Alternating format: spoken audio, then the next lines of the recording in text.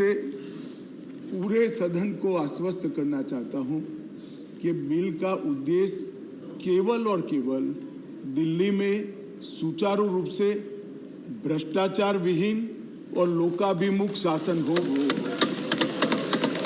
अब किसी को भ्रष्टाचार विहीन और लोकाभिमुख शासन में विरोध है तो इसका तो मेरे पास कोई जवाब नहीं है, मगर मैं इतना जरूर आश्वस्त करना चाहता हूं कि बिल के एक भी प्रावधान से मान्यवर पहले जो व्यवस्था थी जब इस देश में कांग्रेस की सरकार थी वो व्यवस्था में किंचित मात्र भी परिवर्तन नहीं हो रहा है। मान्यवर, मैं आज जो बिल लेकर आपके सामने उपस्थित हुआ हूं वो महामहिम राष्ट्रपति जी के 19 मई 2023 को राष्ट्रीय राजधानी क्षेत्र दिल्ली में सेवाओं के प्रशासन और प्रबंधन से जुड़े अध्यादेश जो उन्होंने प्रख्यापित किया था वो अध्यादेश से बनी हुई व्यवस्था के स्थान पर विधि द्वारा बनी हुई व्यवस्था को प्रस्तावित करने के लिए बिल लाया। ये इसका मूल उद्देश्य है।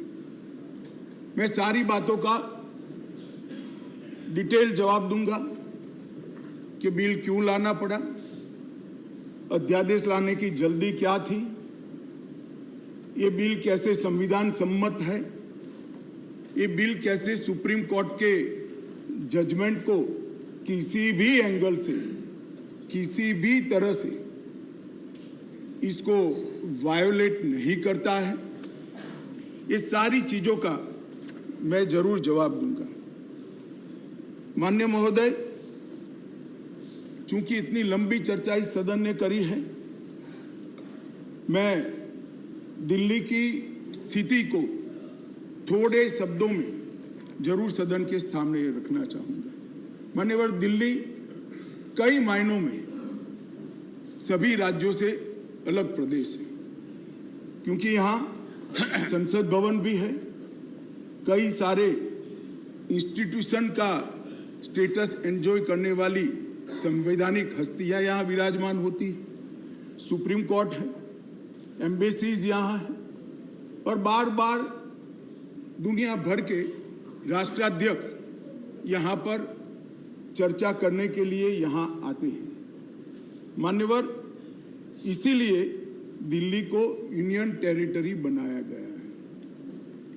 स्टेट लिस्ट के मुद्दों पर यहाँ की सरकार को सीमित मात्रा में अधिकार दिए। दिल्ली ये असेंबली के साथ मगर सीमित अधिकारों के साथ यूनियन टेरिटरीज है। तो आगे पर जिसको भी दिल्ली में चुनाव लड़ना है, इसको दिल्ली के एक कैरेक्टर को समझना चाहिए।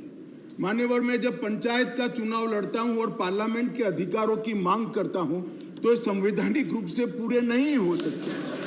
हम जब चुनाव लड़ते हैं दिल्ली के एमएलए का या चीफ मिनिस्टर की दावेदारी करते हैं, तब हमको मालूम होना चाहिए कि यूनियन टेरिटरीज है।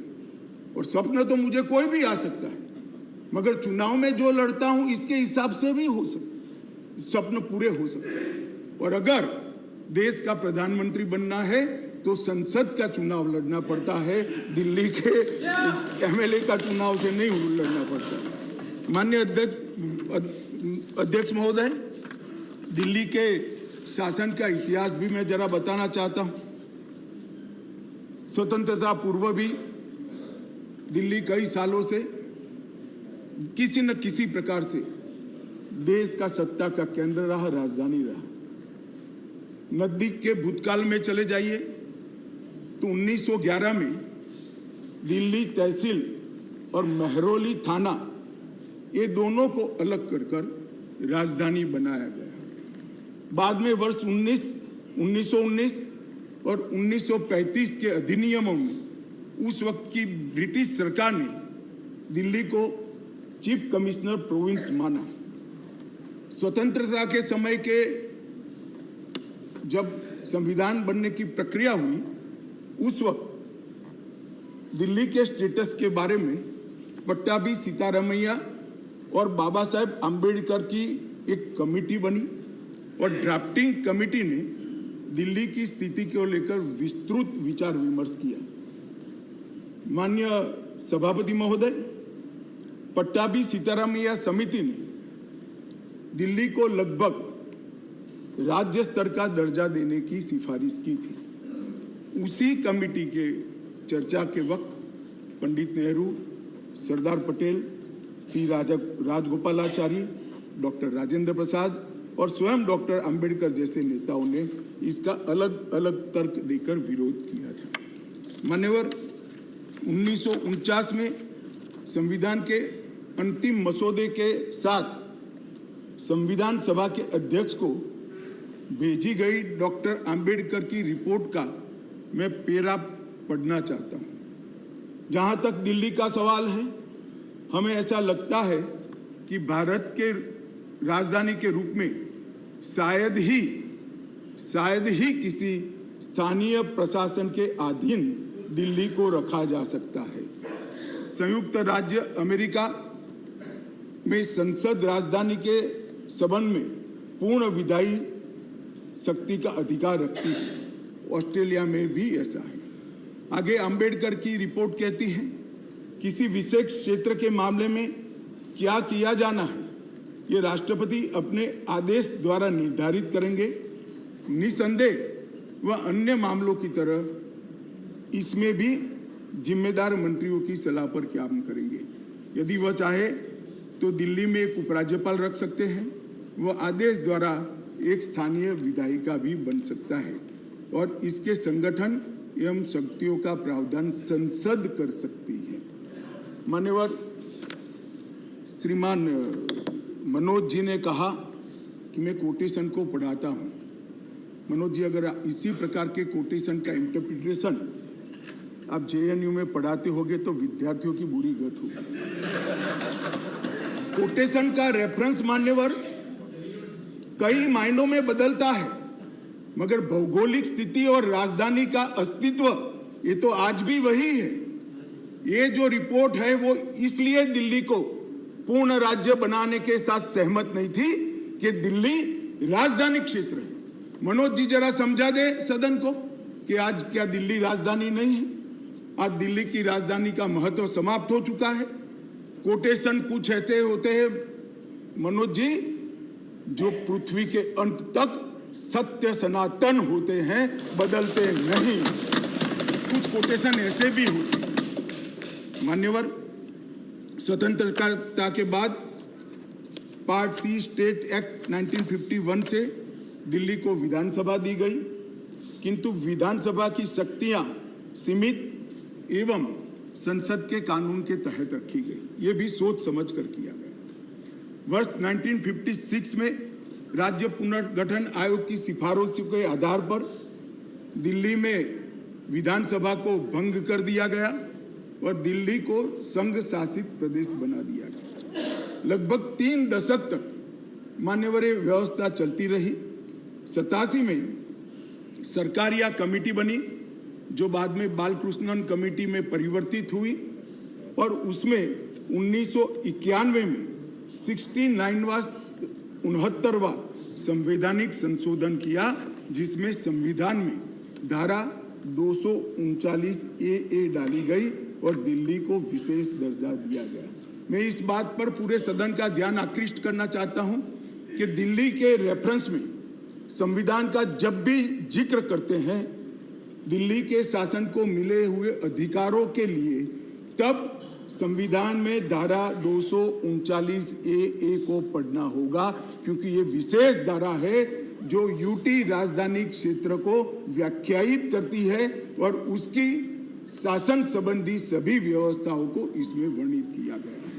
अब इसमें आप यहाँ पर ऐसा भाषण करेंगे कि आज दिल्ली की बारी है, कल उड़ीसा की है, आज दिल्ली की बारी है, कल आंध्र प्रदेश की है, आज दिल्ली की बारी है, कल फलाने राज्य की है। कोई संसद सदस्य ऐसी बातें सुन के अपना मत नहीं बदलेगा। राघव जी, आप जरा भी चिंता मत करिए।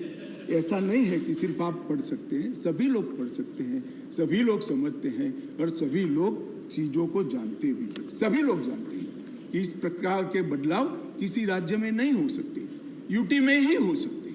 मगर प्रॉब्लम इसमें राज्य और यूटी का नहीं है। हम है यूटी में, चुनाव यूटी के लड़े हैं और राज्य की पावर एंजॉय करनी है, इसका प्रॉब्लम है।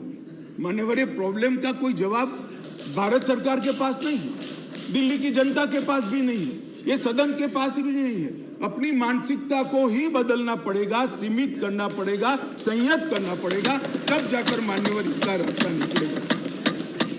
मान्यवर, क्या हुआ बाद में?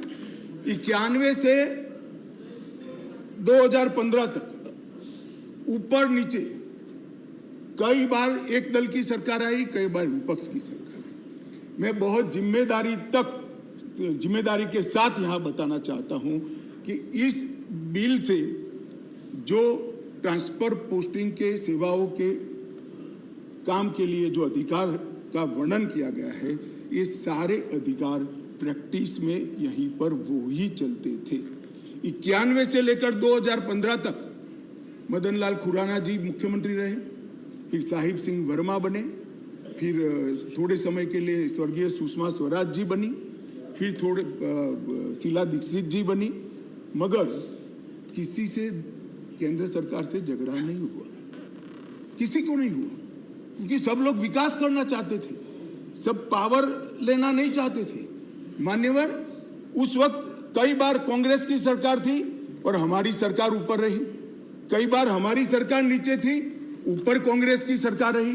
ट्रांसफर पोस्टिंग के लिए कभी झगड़ा नहीं हुआ। उस वक्त यही व्यवस्था से निर्णय होते थे और किसी मुख्यमंत्री को कोई तकलीफ नहीं थी। मगर 2015 में एक आंदोलन के आधार पर बनी हुई सरकार है और फिर जो बताया कई सदस्यों ने कि केंद्र सरकार पावर हाथ में लेना चाहती है, भैया केंद्र सरकार को पावर हाथ में लेने की जरूरत नहीं है। 130 करोड़ की जनता की कृपा से हमें पावर भारत की जनता ने ही दे दिया। ये अधिकार हमें भारत की जनता ने दिया और कई राज्यों में, पूर्ण राज्यों में भारतीय जनता पार्टी की पूर्ण बहुमत की सरकार चल रही है, कोई पावर लेने की जरूरत नहीं है। एक बिल हम लाए हैं पावर केंद्र में लाने के लिए नहीं, केंद्र ने दिए हुए पावर पर दिल्ली यूटी की सरकार अतिक्रमण करती है, इसको वैधानिक रूप से रोकने के लिए ये बिल लेकर मान्यवर, शब्दों के श्रृंगार से असत्य को सत्य नहीं बनाया जा सकता। लंबे चौड़े ऑक्सफोर्ड की डिक्शनरी के सुंदर सुंदर अंग्रेजी शब्दों से बोलने से असत्य सत्य नहीं हो जाता है। मान्यवर, मैं सबको बताना चाहता हूं कि कोई भी इसका विरोध करे जो अगर सत्य है कि 91 से लेकर 2015 तक यही व्यवस्था चलती थी, इसमें हमने कोई फर्क नहीं किया है। मान्यवर, मैं इसलिए बात करना चाहता हूं कि नई व्यवस्था आई, कई सदस्यों ने कहा, मैं तो तब बोलना नहीं चाहता मगर कहा है इसलिए सिर्फ रिपीट करता हूं कि अराजकता फैलाने का काम दिल्ली में शुरू हो गया है। मान्यवर, शासन व्यवस्था के एक फ्रेमवर्क में चलना पड़ता है। अगर मैं मंत्री हूं तो मेरे मंत्री के नाते अधिकार है तो दायित्व भी है, मैं किसी और के अधिकार का हनन नहीं कर सकता। मान्यवर, कई बार ऐसी व्यवस्था ही, मैं बाद में बात करूंगा, अभी चिदम्बरम जी खड़े हो गए थे, वो होम मिनिस्टर थे, तब क्या हुआ था और उन्होंने फाइल पर क्या लिखा है वो भी है मेरे पास, मैं बताऊंगा। मान्यवर, परंतु मैं इतना स्पष्टता से कहना चाहता हूं कि 91 से लेकर 2015 तक ये व्यवस्था जस की तस थी, जिसको बदलने के लिए 2015 में एक परिपत्र किया गया दिल्ली सरकार द्वारा, जिसको नलीफाई करने के लिए भारत सरकार ने एक परिपत्र सेवाओं के बारे में इश्यू किया। उसको उच्च न्यायालय में चुनौती दी गई, उच्च न्यायालय में भारत सरकार के पक्ष में फैसला आया, फिर सर्वोच्च न्यायालय की खंडपीठ को वो डिफर कर दिया गया। 2018 में सर्वोच्च न्यायालय की खंडपीठ ने एक आदेश दिया जिसका सार है कि मंत्री परिषद की अधिकारों को सर्वोच्च न्यायालय ने प्रस्तापित किया। मान्यवर, फिर वो डिवीजन बेंच के अंदर 2 जज की बेंच के अंदर गया, वहां सहमति नहीं बनी और फिर से खंडपीठ को रिफर कर दिया गया और 11 मई को सर्वोच्च न्यायालय की खंडपीठ ने सेवाओं के मामले में अपना निर्णय दिया। ये जो निर्णय है मान्यवर, इसमें सर्वोच्च न्यायालय ने ये विषय तय किया है भारतीय संघ को केवल 3 विषयों पर पॉलिसी और पुलिस, पब्लिक ऑर्डर और लैंड, ये 3 विषय पर ही कार्यकारी अधिकार प्राप्त है। सेवाओं का अधिकार दिल्ली सरकार के पास रहता है।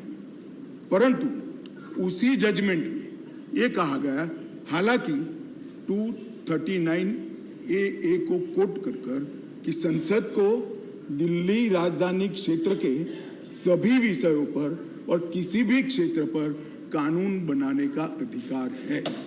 मान्यवर, अब जो लॉयर होते हैं वो बातों को बहुत खूबसूरत तरीके से रखने में माहिर होते हैं। एक ही अधिवक्ता एक बार एक धारा को डिफेंड करता है तो वही अधिवक्ता दूसरी बार वही धारा का विरोध करता है। मगर हमको तो ऐसी महारत हासिल नहीं, हम तो सार्वजनिक जीवन के छोटे कार्यकर्ता है, तो जो सच होते हैं वो बोलते हैं। मैंने अभिषेक मनु सिंघवी जी को ध्यान से सुना। मान्यवर, उन्होंने कहा, उन्होंने क्या करा उनको पूरा मालूम है, मैं मानता हूं मालूम होगा, बड़े विद्वान वकील है। उन्होंने अनुच्छेद 339A7A को पढ़ा, जिसमें लिखा है 239AA7A के तहत संसद को केंद्र सरकार के प्रावधानों को इफेक्ट देने या सप्लीमेंट करने के लिए कानून बनाने का पूरा अधिकार है। उन्होंने पढ़ा, मगर इसके ऊपर 3B में नहीं गए। मैं अब पढ़ता हूं 3B क्या है। पहले मैं 239A में दिल्ली के विषय में विशेष प्रावधान किए गए हैं। इसके तहत दिल्ली विधानसभा सहित संघ शासित प्रदेश है, विधानसभा सहित संघ शासित प्रदेश।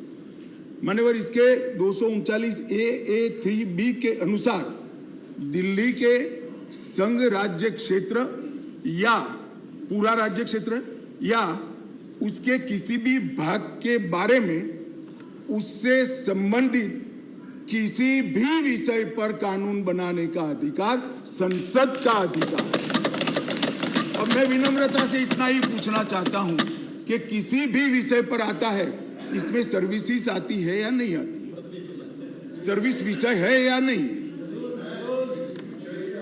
और मान्यवर, और इससे आगे जाकर 239AA3C के अनुसार संसद को, ये भी ध्यान से सुने सदन, संसद को राष्ट्रीय राजधानी क्षेत्र दिल्ली की विधानसभा द्वारा बनाए गए किसी भी कानून को संशोधित करने का, उसका स्वरूप बदलने का या उसको निरस्त करने का भी अधिकार दिया गया। और मानने वाले हम लेकर नहीं आए, कौन लाए? आज जो राजनीतिक जरूरियात के कारण आप पार्टी की गोदी में बैठी है, वो कांग्रेस पार्टी ये संविधान संशोधन लेकर आई। ये हम लेकर नहीं आए। अगर दिल्ली के अधिकारों का किसी ने हनन किया है, दिल्ली की असेंबली का किसी ने हनन किया अधिकारों का, तो मान्यवर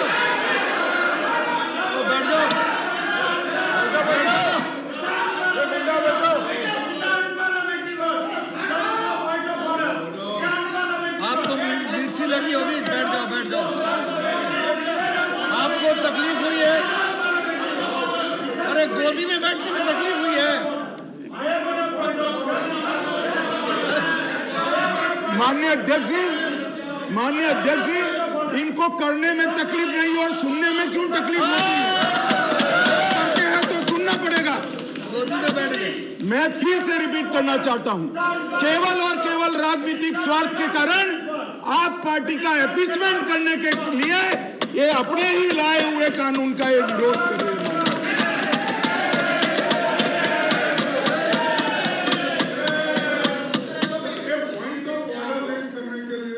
कैसा point of order?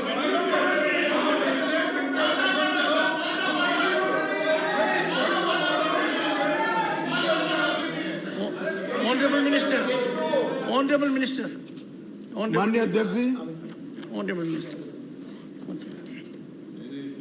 Would you please raise your point of order? Point of order पे What रहूंगा. is your point?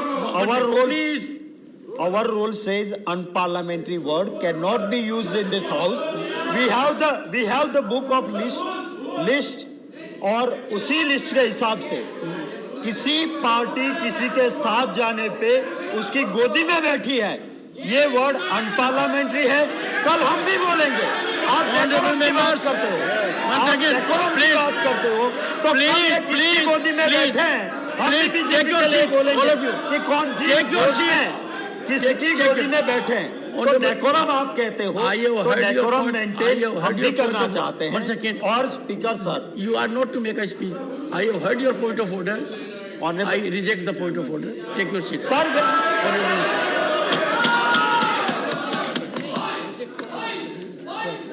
Honorable Minister. माननीय अध्यक्ष जी, यहाँ पर बहुत सारे सदस्यों ने बड़ी बड़ी दुहाइयां दी. संविधान की दुहाइयां दी, डेमोक्रेसी की दुहाइयां दी और अदालत के फैसले की सम्मान करने की दुहाइयां दी.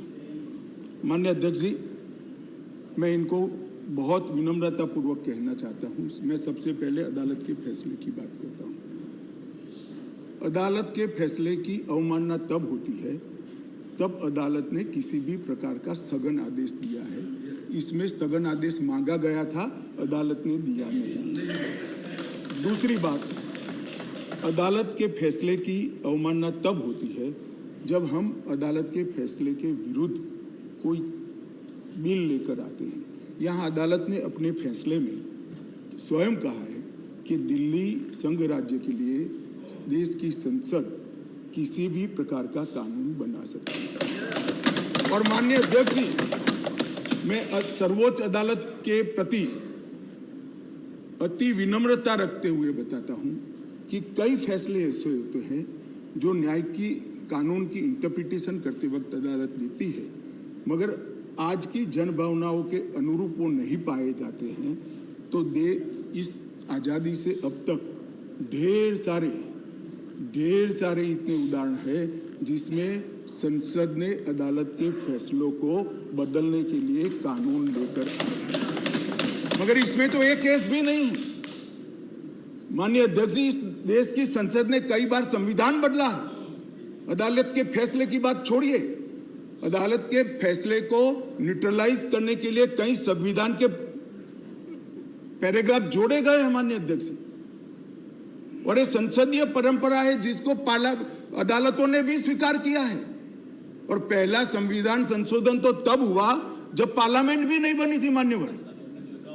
कॉन्स्टिट्यूएंट असेंबली ने पहला संविधान संशोधन पारित किया था, तब से संविधान बदलने की प्रक्रिया चली है. और मैं आपको बताता हूं भाई, हम संविधान में बदलाव इमरजेंसी डालने के लिए नहीं लाए हैं. हम संविधान में बदलाव उस वक्त की तत्कालीन राष्ट्रपति की सदस्यता जो चली गई थी, इसको पुनर्जीवित करने के लिए नहीं लाए हैं. और इमरजेंसी डालकर लाखों डेमोक्रेटिक कार्यकर्ताओं को जेल में अरे खड़गे जी सुनिए, मैं धैर्यपूर्वक सुना हूं. कांग्रेस को लोकतंत्र पर बोलने का कोई अधिकार नहीं है. और क्या बात करते हो लोकतंत्र की?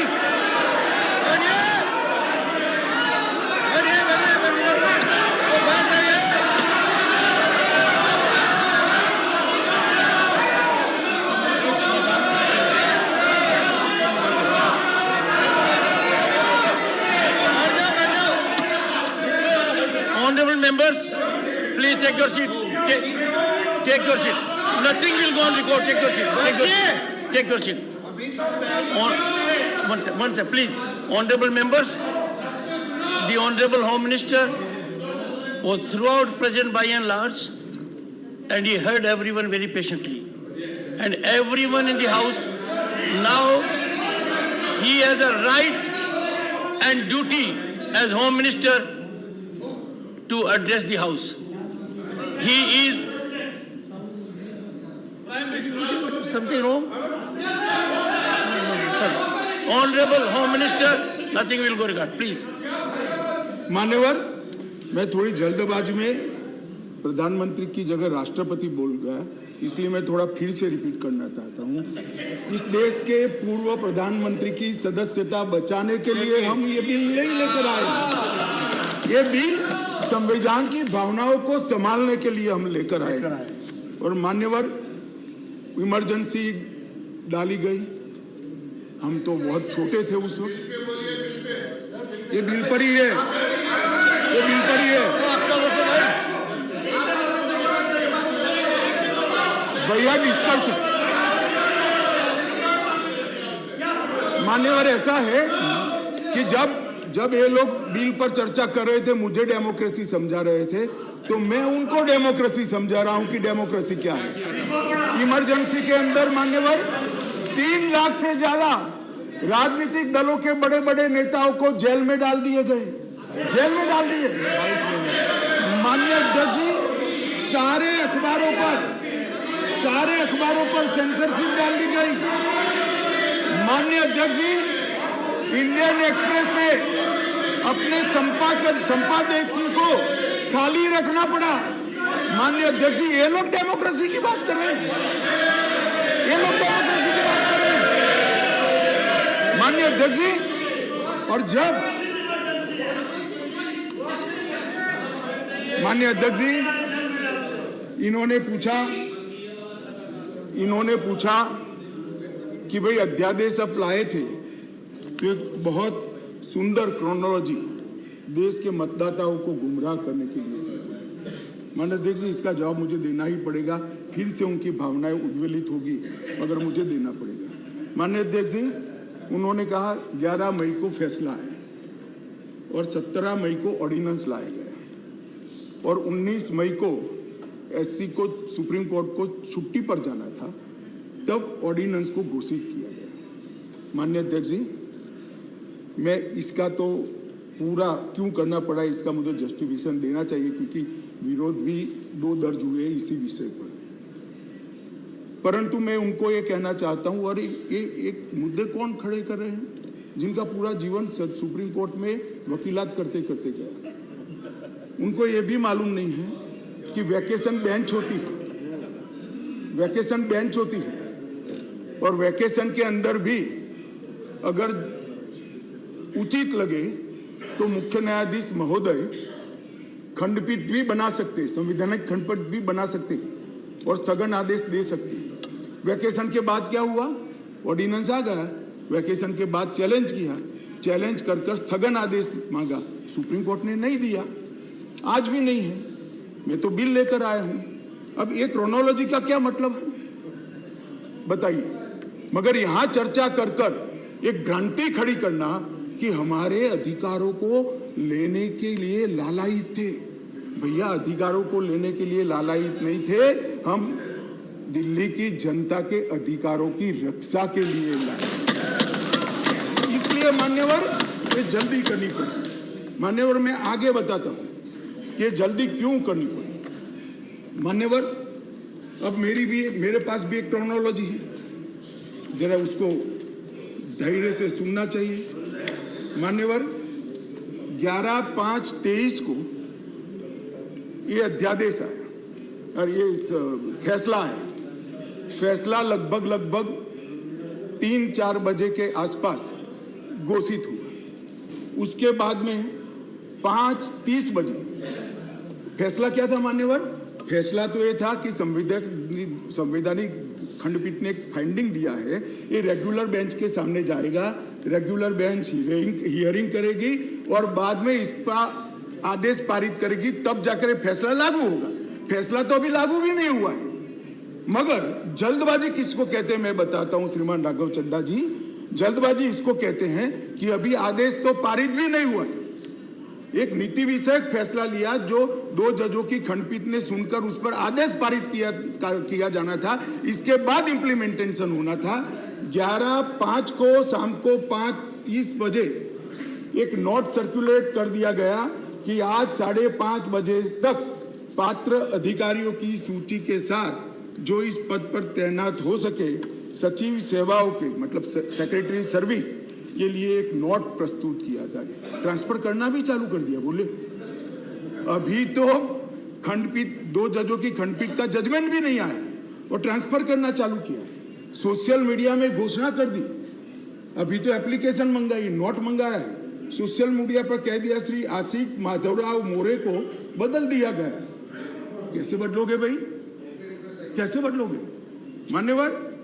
और इसके आगे मैं जाना चाहता हूं। इसके बाद सतर्कता विभाग विजिलेंस के मिनिस्टर ने सभी सहायक निर्देशकों को आदेश दे दिया कि विशेष सचिव सतर्कता को रिपोर्ट न करिए, उनको डायरेक्ट रिपोर्ट करिए। अब जो एडमिनिस्ट्रेशन मुझे समझाते थे, मैं उनको समझाना चाहता हूं। डायरेक्ट जॉइंट डायरेक्टर लेवल का ऑफिसर सीधा मंत्री को रिपोर्ट करे, ऐसा कैसे हो सकता है भाई? कैसे हो सकता है? ये एडमिनिस्ट्रेशन है क्या? किसके साथ में खड़े रहे हो? जवाब देना पड़ा दिल्ली की जनता को भाई। मान्यवर, इसके बाद सतर्कता विभाग के मंत्री जी ने आदेश दे दिया 13 तारीख को कि मैन्युअल के पैरा 2.22 के उल्लंघन किया, जिसमें विजिलेंस सेटअप के कार्यबल सीवीओ के परामर्श से संगठन के प्रमुख संगठन में प्रभावी सतर्कता प्रबंधन के लिए कार्यबल तैनात करने के निर्देश बनाने के लिए सूचना कर दी। अब मुझे ये समझ नहीं आता है, अभी तो संवैधानिक खंडपीठ को आदेश भेजा है, इंटरप्रिटेशन भेजा है। इस पर खंडपीठ ने 2 जजों की खंडपीठ ने सुनवाई करनी है और फिर जजमेंट देना है। यहाँ पूरा इम्प्लीमेंटेशन कर दिया। मगर विश्व में कोई भी विज्ञान का नियम है, कोई भी चीज अकारण नहीं होती। ये विजिलेंस विभाग को ही क्यों टारगेट बनाया गया? ट्रांसपोर्ट को नहीं बनाया गया, सफाई को नहीं बनाया गया, जल बोर्ड को नहीं बनाया गया, जल विभाग को नहीं बनाया गया, मान्यवर रोड एंड बिल्डिंग को नहीं बनाया गया, सोशल वेलफेयर को नहीं बनाया। ये सारे शासन के साथ जुड़े हुए भी नहीं है क्या? ये किसी में जल्दी नहीं हुई, सिर्फ विजिलेंस में हुई। अब मैं इस कारण बताना चाहता हूं कि सदन में विजिलेंस में क्यों जल्दी हुई। मान्यवर, इसके अंदर आबकारी घोटाले की, शराब घोटाले की फाइल विजिलेंस में पड़ी थी।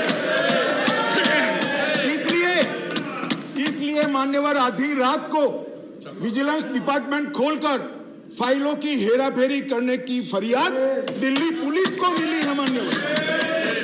मान्यवर केशव राव जी कहते थे हम तो ना इनके साथ है ना उनके साथ है, ना आपसे जुड़ाव है ना उनसे जुड़ा है। बीआरएस वालों का भी ये शराब घोटाले के साथ आप पार्टी के साथ जुड़ाव है, इसीलिए आप वहां बैठे हो। मान्यवर, ये एक फाइल थी आबकारी घोटाले वाली, दूसरी फाइल थी एक यहाँ पर शीश महल बना है मान्यवर, बहुत बड़ा शीश महल। हमने When we speak, you stop us. Sheesh Mahal is allowed to नहीं, एक मिनट मान्यवर, शीश महल में असंसदीय क्या है? अभी मैं आगे तो बोला ही नहीं। What is the problem here? What is your objection? What is the problem? For sake of objection, you are raising objection. क्या है? पागल हो गया है। No, you just want to hold the floor. 258. Sorry, please. 258. Sorry. Let us not make issue of non-issues. 258. Take your seat. 258. Take your seat. 250. Sit down. You Take want me your to sit? seat. Okay, I'll sit. Take your seat. Take your seat, please. Take your seat. 258. Take your seat. Honorable Minister. मान्यवर, मैं कहता हूं शीश महल में क्या असंसदीय है, चर्चा करें जरा खड़े होकर। वैसे ही व्यवधान करने के लिए खड़े हो जाते हैं, जरा समझाइए।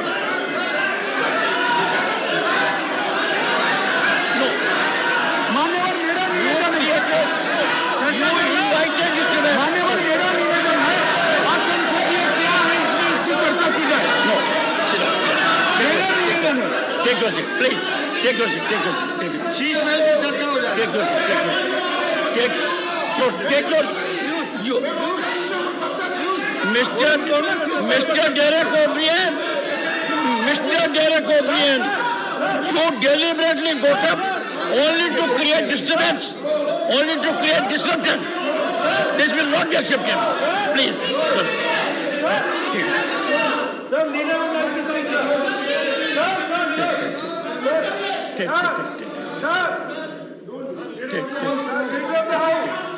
Please. Sir, leader of the house. Honorable Minister. Sir ये One आपने second. पिछली बार भी इस विषय के ऊपर बड़ी गंभीरता बताई थी कि जो थिएट्रिक्स करने का सिलसिला इस सदन में जो माननीय सदस्य करते हैं, अगर इनको हिम्मत है, अगर इनका इरादा शीश महल के ऊपर चर्चा करने का है, तो हम अभी के अभी शीश महल के ऊपर चर्चा करने के लिए तैयार है। हो जाए शीश महल के ऊपर पूरी चर्चा। जो ये शीश महल को ऑब्जेक्ट कर रहे हैं, Take your seat. Take your seat. Take your seat. Take your seat. Please, please. Take your seat. Oh, one second. Sorry, sir. 1 second. Sorry. Please. Honorable members, I was hearing the Honorable Home Minister with total focus. And there was nothing in the discourse of the Honorable Home Minister which could have invited the kind of disruption in which Mr. Derek O'Brien.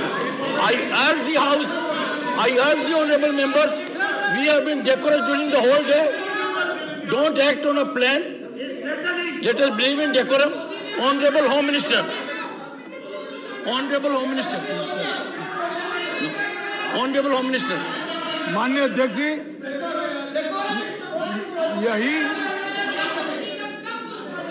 जिसको निशाना बनाया गया वही vigilance की office में मुख्यमंत्री के नए बंगले पर खर्च हुए अवैध खर्चे के लिए और आवंटित की गई राशि से 6 गुना ज्यादा खर्चे के लिए जांच की फाइल भी उसी के अंदर थी। माननीय अध्यक्ष जी, माननीय सुप्रीम कोर्ट ने एक ऑर्डर दिया था कि अपनी पार्टी के, सरकार के नहीं, अपनी पार्टी के प्रचार के लिए दिल्ली सरकार का जो खर्च हुआ है वो खर्च दिल्ली सरकार से नहीं, आप पार्टी से वसूल कर दिल्ली सरकार के खजाने में डाला जाए 90 करोड़ रुपए। इसकी जांच भी यही विजिलेंस डिपार्टमेंट ने की। मान्यवर, इन्होंने दिल्ली सरकार के पास लॉ एंड ऑर्डर नहीं है, इसका मतलब पुलिस नहीं है, इसलिए वहां इंटेलिजेंस डिपार्टमेंट नहीं हो सकता है, मगर उन्होंने एक फीडबैक यूनिट बनाया और फीडबैक यूनिट से राजनीतिक जानकारियां इकट्ठा करना शुरू करी। मान्यवर, इसके खिलाफ भी एक जांच चली और ये जांच की फाइल भी विजिलेंस डिपार्टमेंट ने दी। मान्यवर, BSES और BYPL ये 2 वीज वितरण कंपनियां हैं जिनका 21,000 करोड़ रुपया दिल्ली सरकार को बकाया है, देना है, फिर भी 2,000 करोड़ का उनको पेमेंट कर दिया गया।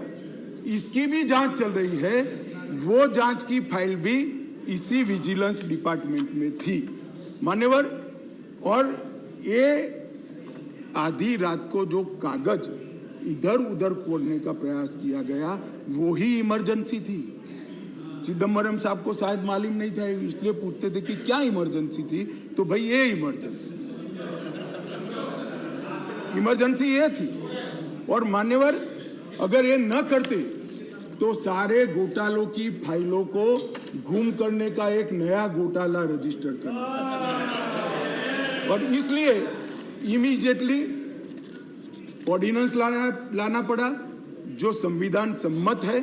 संविधान में ऑर्डिनेंस की व्याख्या और अधिकार ऐसे स्थितियों के लिए ही दिए गए हैं, और सबको मालूम है जब ऑर्डिनेंस लेकर आते हो तो 6 माह के अंदर या सबसे पहले सदन के अंदर, जो सदन जब मिलेगा तब सदन के सामने रखना पड़ता है। तो आज मैं लेकर आया हूं। अब इसमें गैर संवैधानिक क्या है भाई, बताओ तो? इतनी सारी 5 घंटे से चिल्लाट करते हैं, इसमें गैर संवैधानिक क्या है? क्या प्रीपेड? तो क्या कर रहे हैं? सवाल क्या कर रहे हैं? नहीं तो कर रहे हैं। नहीं, एक सेकंड। मान्यवर खड़गे साहब की बात सही है। चिल्लाना शब्द निकाल दीजिए। बार बार रिपीटेशन के साथ इसको आप दोहरा रहे हो, इसलिए मैं बता रहा हूं। बस खड़गे साहब की बात सही है सर। मान्यवर, अब ये विधानसभा के अधिकारों की बात करते हैं। हम सब ये सदन के सदस्य हैं। सदन जब राष्ट्रपति महोदय आहूत करती है, बाद में इसका सत्रावसान होता है। ये संविधान की एक बनाई हुई सदन को चलाने की कार्यरीति है। इस पूरे देश में एक ही असेंबली है जिसका सत्रावसान ही नहीं हुआ ना, सत्रावसान होता ही नहीं। स्पीकर साहब सदन को मुलतवी करते हैं और फिर जब बुलाना है, राजनीतिक भाषण करना है, तब सदन को बुलाकर 3 घंटे चलाकर फिर से बंद कर देते हैं। दिल्ली असेंबली ऐसी है जिसका आज तक सत्रावसान ही नहीं हुआ है। मान्यवर, आप मुझे बताइए, ऐसे चल सकता है? माननीय अध्यक्ष जी, विधानसभा के rules of procedure and conduct of business 1997 के नियम 70 में विधानसभा अध्यक्ष को सदन को स्थगित करने का अधिकार दिया है। ये अधिकार इस तरह से देश के किसी भी असेंबली के स्पीकर ने नहीं उपयोग किया है। मैं इस पर कोई टिप्पणी करना नहीं चाहता। अगर उचित है तो कांग्रेस पार्टी ने जरूर इसका समर्थन करना चाहिए कि भाई विधानसभा को या संसदों को स्थगन कर ही चलाना, कभी सत्रावसान नहीं करना, वो सेशन में ही रहेंगे। अब सेशन में ही रहेंगे तो कानून कैसे बनाओगे? अब कैबिनेट बुला ही नहीं सकते। इसलिए क्या स्थिति है समझिए साहब। 2020 में सत्र की संख्या कितनी हुई दिल्ली के? 1 बजट सत्र। 2021 में कितनी? 1 बजट सत्र। 2022 में कितनी बार सदन बुलाया गया? 1 बार बजट सत्र। 2023 में कितनी बार सदन बुलाया गया? 1 बार बजट सत्र। उसके अलावा असेंबली की जरूरत ही नहीं है। इसके अलावा मान्यवर असेंबली की जरूरत ही नहीं है। ये किस तरह से असेंबली चला रहे हैं मान्यवर?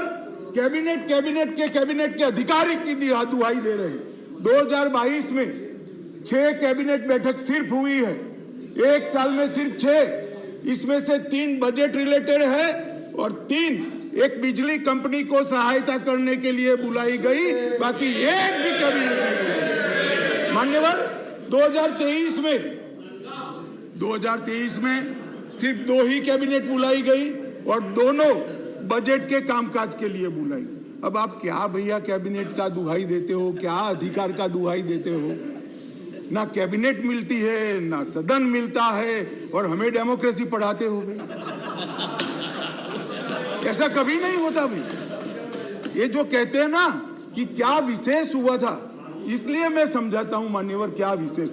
मान्यवर, IRTS, AIIMS, Delhi metro, IIT Delhi, UR जैसे ढेर सारे योजनाओं का क्लियरेंस न मिलने के कारण ये इंस्टीट्यूशन और ये डेवलपमेंटल काम दिल्ली की जनता को नहीं मिल पा रहे हैं। वो राजनीतिक रूप से रोक कर बैठे हैं। 5G टेक्नोलॉजी लाने का रास्ता मोदी जी सुगम करना चाहते थे। हमारे अश्विनी भाई बार बार पत्र लिखते हैं। 2016 से झगड़ा चल रहा है, मगर इस पर कार्यवाही नहीं करी और ट्रांसफर पोस्टिंग के लिए इनको सुप्रीम कोर्ट में जाने का समय है, मगर 5G टेक्नोलॉजी को इंस्टॉल करने के लिए जो सहायता चाहिए भारत सरकार को, वो करने का समय नहीं है। माननीय अध्यक्ष जी, मैं इसलिए कहता हूं कि कुछ परिस्थितियां ऐसी होती है जिसको अलग दृष्टिकोण से देखना पड़ता है। दिल्ली के अंदर 91 से 2015 तक यही व्यवस्था, इसी तरह से ट्रांसफर पोस्टिंग होती थी और कोई कानून या कोई नियम बनाने की जरूरत नहीं पड़ती। मान्यवर, मैं फिर से एक बार सदन का ध्यान आकृष्ट करना चाहता हूं। कुछ सदन के सदस्यों ने कहा कि ये बिल संविधान सम्मत नहीं है और संविधान के अधिकारों को ये बिल कानून के द्वारा संविधान सुधारने का प्रयास है। मान्यवर, मैं इनका ध्यान दिलाना चाहता हूं कि अध्यादेश और बिल के अंदर थोड़ा फर्क। अध्यादेश के अंदर धारा 3A है जो बताती थी कि दिल्ली विधानसभा को एंट्री 41 यानी सेवा मामलों पर कानून नहीं बना पाएगी, ये अध्यादेश के अंदर। फिर हमने इसको ध्यान से बारीकी से अध्ययन किया, काफी लोगों की राय भी ली और लगा कि ये एकदम वायोलेशन तो नहीं है संविधान का, मगर ग्रे एरिया है। इसलिए जो मैं बिल लेकर आया हूं, विधेयक लेकर आया हूं, इसमें धारा 3A को भारत सरकार ने ही हटा लिया है, इसलिए वायोलेशन का क्वेश्चन डज नॉट अराइज। धारा 3A को हमने हटा लिया है, अध्यादेश से हटाकर बिल में धारा 3A को नहीं डाला गया है।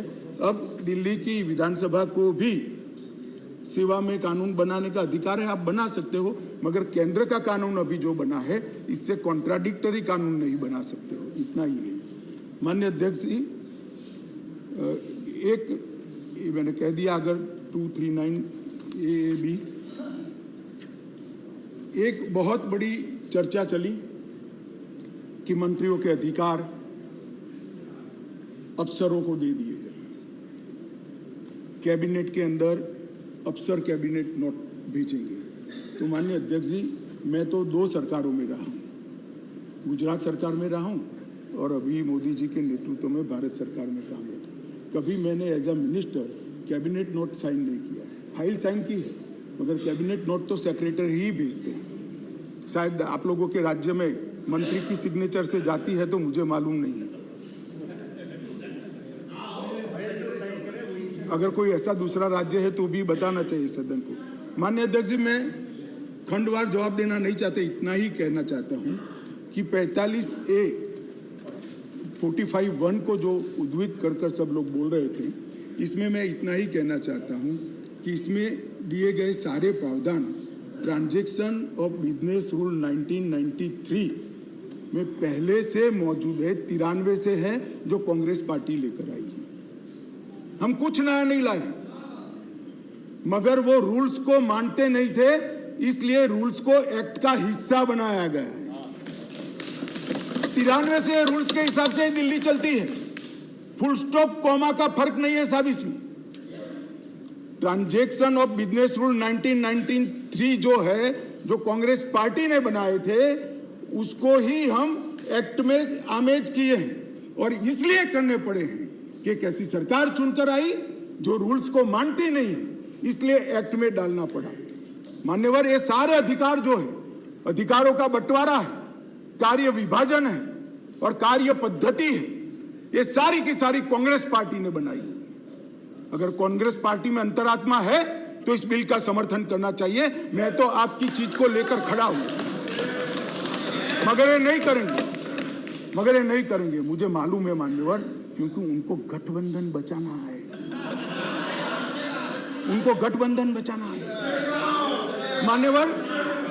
मान्यवर, मैं आपको बताना चाहता हूं, ये आप पार्टी का जन्म ही कांग्रेस का विरोध कर लगभग 3 टन जितनी गाली कांग्रेस की सरकार को बोले और बोलकर सरकार में आए, और आज अनधिकृत अधिकार प्राप्त करने के लिए कांग्रेस का समर्थन ले रहे हैं। और कांग्रेस वालों को भी ठीक है, चलो हमारा गठबंधन बढ़े। भाई, मैं बताना चाहता हूं खड़गे साहब, जैसे ही आज शाम को ये बिल खत्म हुआ, पारित हुआ, केजरीवाल जी पलट जाएंगे, ठेंगा दिखाएंगे और कुछ नहीं होने वाला। तो उनका लक्ष्य हम नहीं है, कांग्रेस पार्टी है। जरा इनका चुनावी इतिहास देखिए, उनका लक्ष्य आप हो, वो आपको नहीं छोड़ेंगे। खैर, वो आपको देखना है। और माननीय अध्यक्ष जी, ये सारे लोग सिद्धांतों की मुझे दुहाई दे रहे थे। मैं पूछना चाहता हूं, तृणमूल कांग्रेस और कम्युनिस्ट पार्टी आज एक मंच पर है, किस सिद्धांत के तहत है? जरा बताइए तो मुझे, किस सिद्धांत के तहत है? पूरा जीवन एक तृणमूल कांग्रेस पार्टी का जन्म ही कम्युनिस्टों का विरोध करते हुए हुआ है। कांग्रेस पार्टी से वो इसलिए अलग हुए, कांग्रेस पार्टी से इसलिए अलग हुए कि नरसिम्हा राव जी ने कम्युनिस्ट पार्टी से हाथ मिला लिए और आज सत्ता प्राप्त करने के लिए वो इनके साथ में। एक कांग्रेस पार्टी और कम्युनिस्ट पार्टी केरल में तो यूडीएफ एलडीएफ कर एक दूसरे की जान लेने पर आमादा है और वहां इलू इलू कर रहे हैं। माननीय अध्यक्ष जी, ये जनता दल, ये जेडीएस, माननीय अध्यक्ष जी जेडीएस, ये नीतीश कुमार जी है। जेडीयू ये नीतीश कुमार जी है जिनकी राजनीति चारा घोटाले का विरोध कर हुई। इनके राष्ट्रीय अध्यक्ष लल्लन सिंह जी कहते थे मैं पान का बंडवारी बन जाऊंगा मगर कांग्रेस पार्टी के साथ नहीं जाऊंगा, लालू के साथ नहीं जाऊंगा। मान्यवर ये साथ में आ गए। साथ में क्यों आए?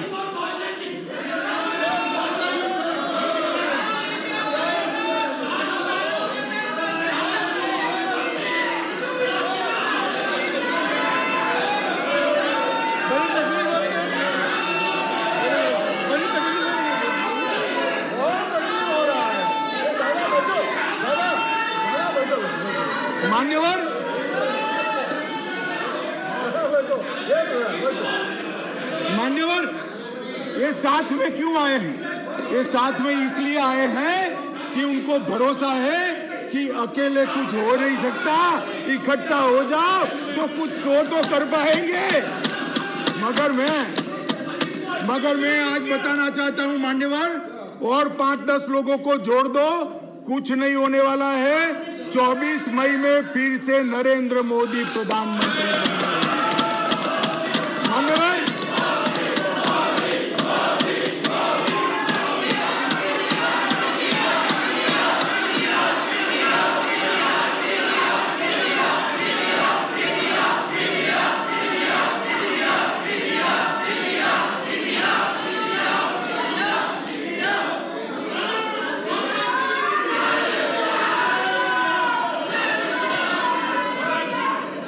मान्यवर श्री संजय राउत ने कहा, मान्यवर श्री संजय राउत ने कहा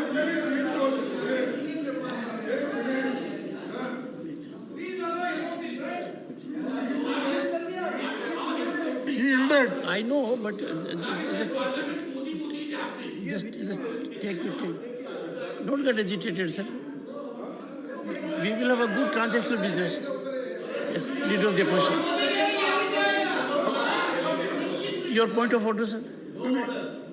देखिए जरा मुझे 2 मिनट चांस दीजिए बस। देखिए शाह साहब उन्होंने ऑर्डिनेंस पे बोल रहे हैं, ठीक है, लेकिन ऑर्डिनेंस को छोड़ के वो हमारे इमरजेंसी से लेकर और अब तक जो आगे 2024 में, अरे भाई चुप, सब आधे कांग्रेस के हैं इसमें, आधे कांग्रेस में है। देखिए आप भी सब आप भी थे तो सर मेरा एक ही निवेदन है कि शाह साहब अच्छे भाषा में बोलते हैं, हिंदी में अच्छा, जैसा अंग्रेजी में हार्वर्ड को उन्होंने बोले कि अच्छे शब्दों में ऐसा वैसा ही वो भी हिंदी में बहुत अच्छे तरीके से व्याकरणबद्ध हिंदी बोल रहे हैं, ठीक है। लेकिन क्या बोल रहे हैं कि 2024 के इलेक्शन को वो संदेश दे रहे हैं यहाँ से कि हम जीतेंगे। माननीय खड़गे जी, और अपोजिशन का पूरा अपोजिशन के टीका टिप्पणी कर रहे हैं। आप अपने विषय में बोलिए।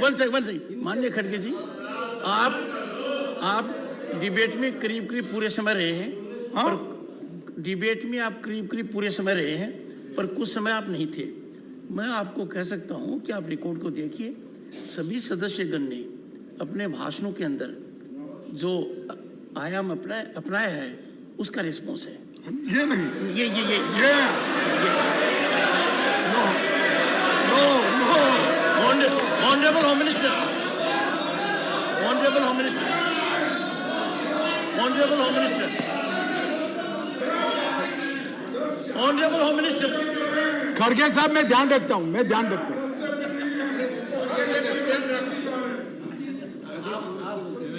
मान्यवर, मैं खड़गे जी का बैठ जाओ। मान्यवर, मैं खड़गे जी का धन्यवाद करता हूं। इन्होंने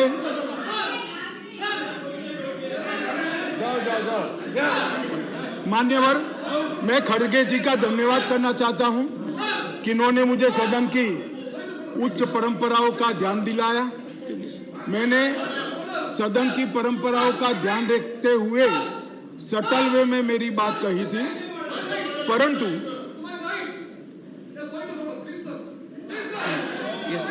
मान्यवर, मैंने सटल वे में ही करी थी।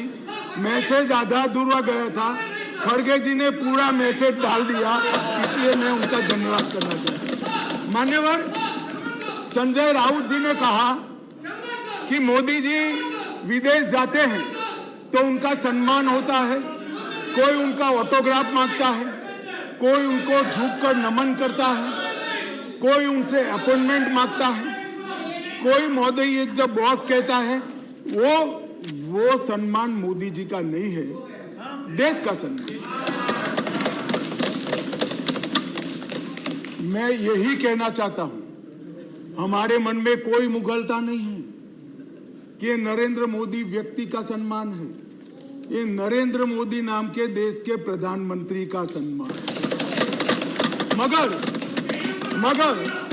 मगर इतने सारे देश के राष्ट्रपति, प्रधानमंत्री, राष्ट्राध्यक्ष भारत के प्रधानमंत्री को सम्मान देते हैं, इससे देखकर आप भी जरा देना चालू करो तो थोड़ा अच्छा दिखेगा। मान्यवर, कम्युनिस्ट पार्टी के 2 सदस्यों ने मेरी पार्टी का उल्लेख देकर कहा कि मेरी पार्टी का आजादी के आंदोलन में कोई इतिहास नहीं है, हिस्सा नहीं। सुनिए, मगर मैं उनके एक व्यवहारिक जनरल नॉलेज पर क्वेश्चन उठाना चाहता हूं कि जो व्यक्ति का, मतलब इंस्टीट्यूशन के नाते कहता हूं, जो पार्टी का जन्म ही 1950 में हुआ हो, वो आजादी के आंदोलन में कैसे हिस्सा ले सकते हैं भैया? हमारी पार्टी का जन्म ही 1950 में हुआ, हम कैसे आजादी का आंदोलन लड़ेंगे?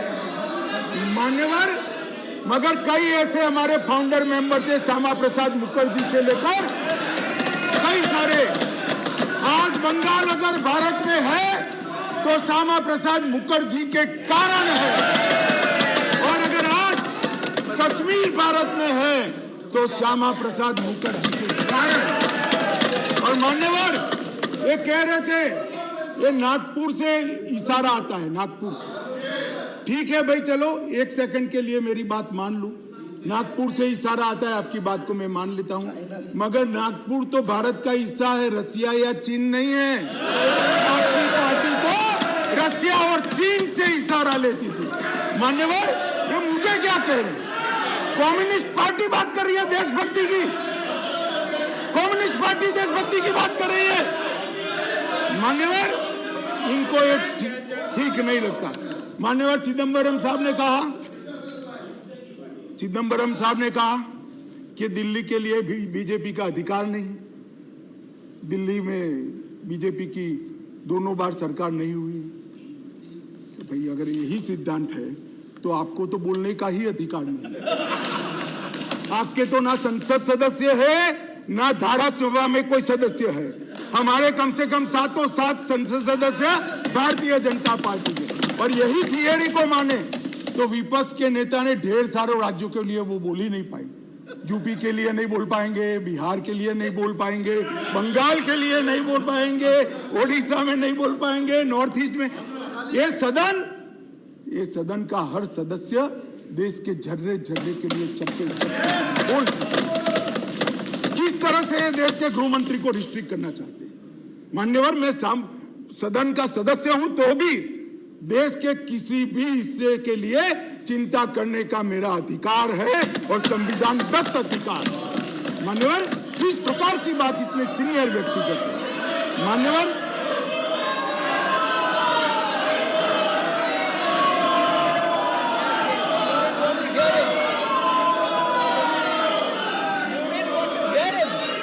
मान्यवर, मान्यवर, मान्यवर, मणिपुर के लिए भी मैंने सदन से पहले ही आपको पत्र लिखा है कि मणिपुर के लिए चर्चा के लिए मैं तैयार हूं। आज भी कहता हूं, अभी 11 तारीख बाकी है, हमें कुछ छिपाना नहीं है। छिपाना आपको है जो चर्चा होने नहीं देते हैं, आपको छिपाना है। और मैं कहता हूं मान्यवर, 11 तारीख को चर्चा खड़गे जी कह दे, मैं कहता हूं इसी तरह से सुन नहीं पाएंगे मान्यवर, नहीं सुन पाएंगे। और इसीलिए मणिपुर पर चर्चा करने के लिए मान्यवर,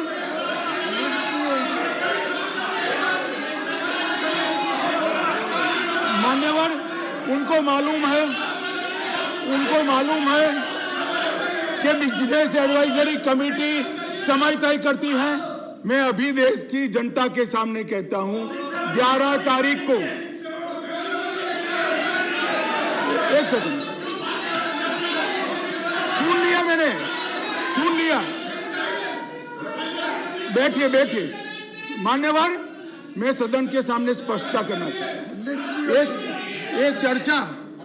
ये चर्चा वो 267 के तहत चाहते हैं। एक सेकंड, बैठ जाओ। 267 के तहत चाहते हैं, जिसमें मतदान का प्रावधान है। मान्यवर, ये प्रावधान क्यों बना है? जब कोई सरकार बजट के तुरंत बाद अल्पमत में आ जाए और कोई बिल ही न लाए, तो राज्यसभा में अविश्वास की दरखास्त का कोई प्रोविजन नहीं है, तो राज्यसभा में वोटिंग के साथ चर्चा हो, इसलिए रूल्स लाया गया है। यहाँ तो हम हर रोज बिल लेकर आते हैं, भाई गिरा दो बिल, बहुमत है, ये बिल गिरा दो, लो ये बिल ही गिरा दो, ये बिल गिरा दो। मान्यवर, मुझे बताइए, देश की जनता देख रही है, क्या हासिल है वोटिंग से? क्या हासिल है? सवाल आप मणिपुर की स्थिति, मणिपुर की चिंता और सरकार ने उठाए गए कदम पर चर्चा करने चाहते हैं, या वोटिंग से शो ऑफ स्ट्रेंथ करना चाहते हैं? और वोटिंग से शो ऑफ स्ट्रेंथ करनी है तो भी हम डरते नहीं है, इसी बिल में कर लीजिए, अभी दूध का दूध और पानी का पानी। मान्यवर, 11 तारीख को चर्चा के लिए खड़गे साहब हाँ बोल दे, मैं सदन में चर्चा के लिए तैयार हूं। मान्यवर,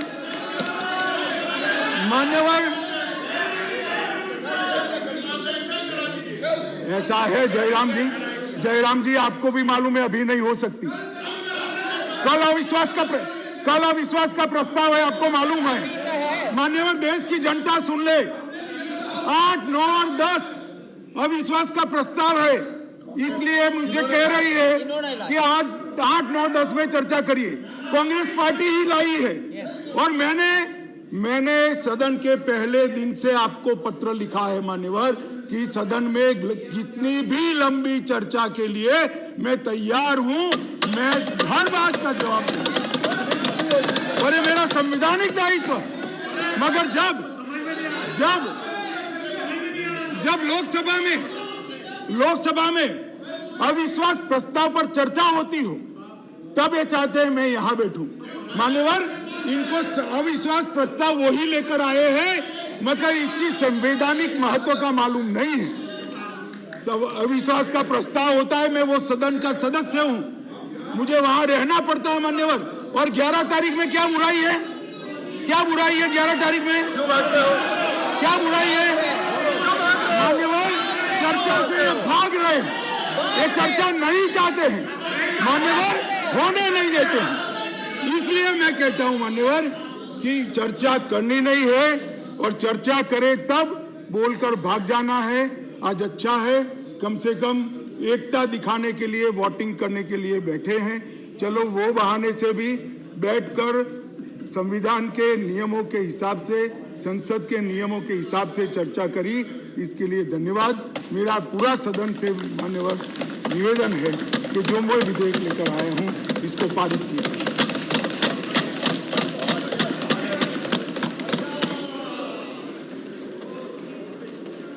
I shall first put the statutory resolution moved by Sri A.D. Singh to vote. Please. Honorable members, please. I shall now put, please, Shanti. Sabhi, please. I shall first put the statutory resolution moved by Sri A.D. Singh to vote. The question is put. Those in favor will please say aye.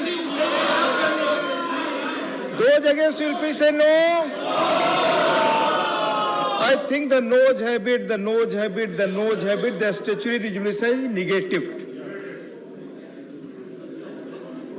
I shall now put the amendment moved by Sri Trichu Siva for reference of the Government of National Capital Territory of Delhi Amendment Bill 2023 as passed by Lok Sabha to a select committee of the Rajya Sabha to vote.